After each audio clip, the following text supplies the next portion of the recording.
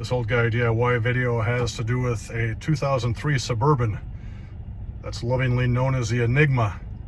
So my buddy has had this truck since it had 95,000 miles on it. It currently has 140.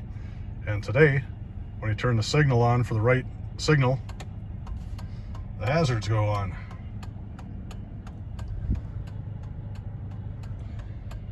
So I did a cursory check online. They said that's not uncommon. There's some issue with the wiring. So right now I'm going to just look in the fuse box, see if there's a fuse only for the hazards, and if so, I'll pull that one out. Looking at the schematic, I see that one that says 25 amp flash. I pulled that fuse out. This is what the old fuse looked like. Looks like it may have seen better days. So I grabbed the 25 amp fuse out of there and put it in. Technical term may be miracle.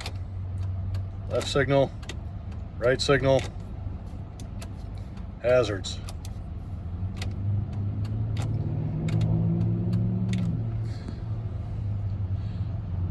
So I just removed the fuse, I put in a different fuse, and now the Enigma has healed itself. Thanks for watching. Have a great day.